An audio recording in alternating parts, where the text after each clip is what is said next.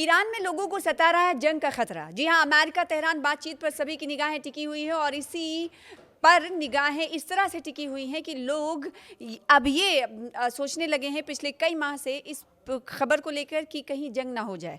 तो जिनेवा में होने वाली अमेरिका ईरान बातचीत को किसी भी संभावित लड़ाई से बचने के एक अहम मौके के तौर पर देखा जा रहा है, क्योंकि मिडिल ईस्ट में भारी अमेरिकी मिलिट्री तैनात के बीच तनाव बढ़ रहा है। कई ईरानियों को डर है कि अगर डिप्लोमेसी फेल हो गई तो जंग हो सकती है।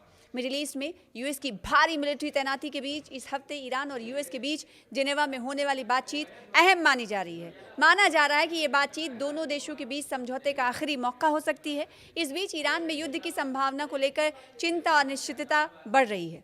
ईरान के विदेश मंत्री अब्बास अरागची ने कहा है कि उनका एक देश एक सही और संतुलित समझौते के लिए तैयार है, यानी उनका देश सही और संतुलित बैलेंस्ड समझौते के लिए तैयार है और जल्द ही समाधान चाहता है। हालांकि यूएस के प्रतिबंधों यानी पाबंदियों की वजह से ईरान लंबे वक्त से आर्थिक दबाव का सामना कर रहा है और देश में विरोध प्रदर्शनों पर हाल ही में हुई कार्रवाई ने स्थिति और खराब कर दी है।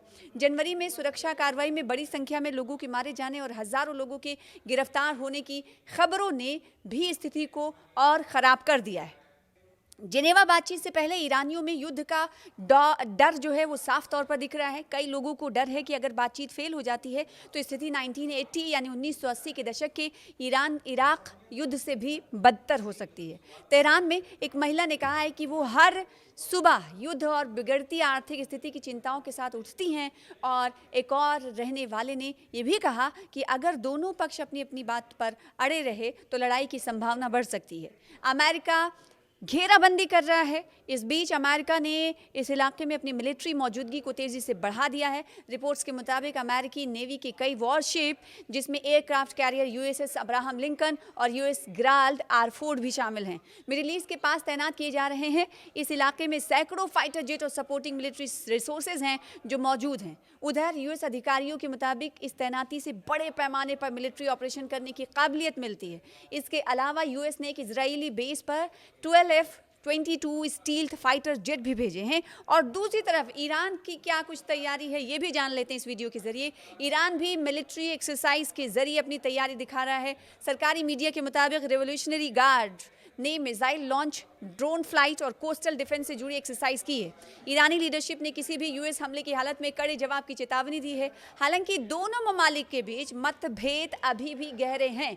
यूएस चाहता है कि ईरान यूरेनियम इनरिचमेंट यानी अफजूदगी को पूरी तरह से रोक दे, अपने मिसाइल प्रोग्राम को लिमिट कर दे और रीजनल ग्रुप्स को अपना सपोर्ट कम करे, जबकि ईरान इनरिचमेंट जारी रखने पर जोर दे रहा है। वो कह रहा है कि इस मुद्दे को छोड़कर हम सभी मुद्दे पर बात करने के लिए तैयार हैं और दावा कर रहा है कि उनका न्यूक्लियर प्रोग्राम शांतिपूर्ण है।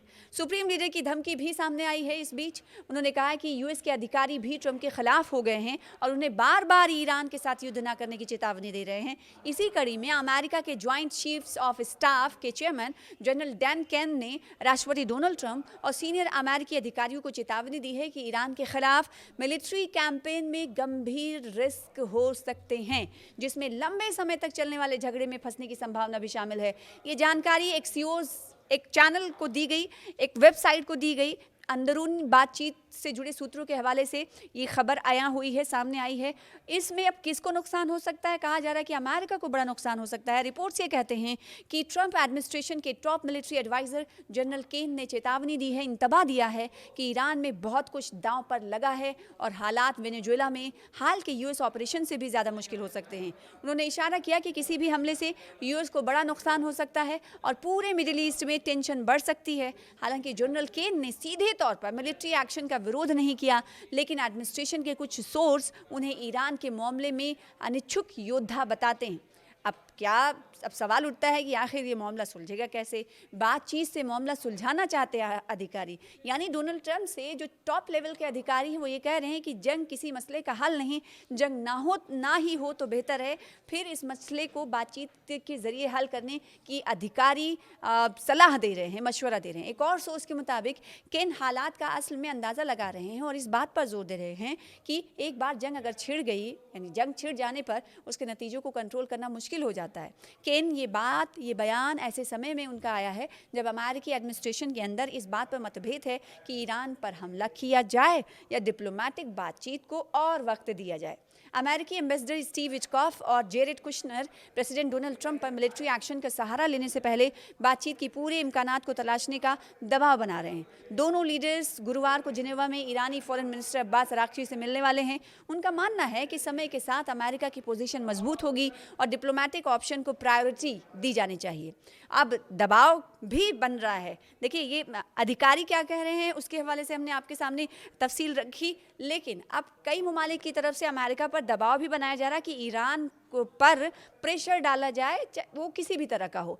नेतन्याहू यानी इजराइल दबाव डाल रहा है। रिपोर्ट्स के मुताबिक ट्रंप हाल के दिनों में मिलिट्री ऑप्शन की तरफ झुकते दिख रहे हैं, लेकिन आखिरी फैसला लेने से पहले और डिप्लोमेटिक कोशिशों की इजाज़त देने पर सहमत हो गए। इस बीच इजराइल के प्रधानमंत्री बेंजामिन नेतन्याहू मिलिट्री एक्शन के लिए अमेरिका पर दबाव डाल रहे हैं। हालांकि एक अमेरिकी सोर्स के मुताबिक पिछले हफ्ते ट्रंप से मिलने के बाद भी नेतन्याहू साफ तौर पर अमेरिकी राष्ट्रपति ट्रंप के आखिरी रुख को नहीं समझ पाए। बाद में उन्होंने पूछा कि क्या ट्रंप अब भी उनके साथ हैं।